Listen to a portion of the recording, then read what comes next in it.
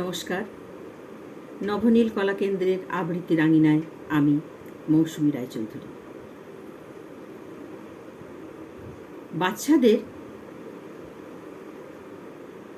গান শেখানোর সঙ্গে সঙ্গে যে সরগম শেখানো হয়, সরগমের প্রতি বাচ্চাদের একটু অনীহা থাকে। তারা সরগম প্র্যাকটিস করতে চায় না, একটু পরেই তাদের বিরক্তি আসে, করতে ভালো লাগে না।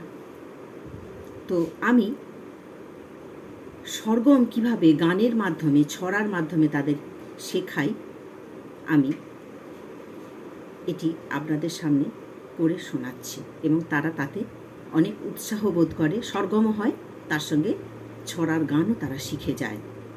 এইভাবেই তাদের সরগম, সারেগামা পাধানিসা, সাগারে মাগাপা মাধা পানি ধাসা এগুলো না করেও কিন্তু ছড়ার মাধ্যমে তাদের সরগম প্র্যাকটিস করা হয়ে যায়।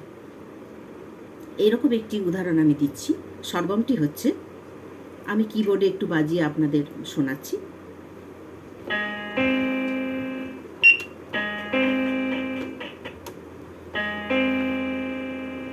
সাগারে মাগাপা সা, সানি ধাপা মাগারে সা, সাগারে মাগাপা সা, সানি ধাপা মাগারে সা।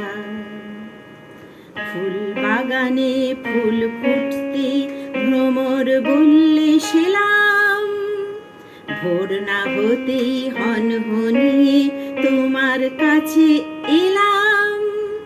ফুল বললে ভীষণ খুশি তোমার ব্যবহারে, তোমার হাতে রং তুলি তুলে দিলাম তারে, তোমার হাতে রং তুলি তুলে দিলাম তারে। ফুল ও ভ্রমর ভালোই আছে, ফুল ও ভ্রমর ভালোই আছে, নেই কো ঝগড়া ঝাঁটি।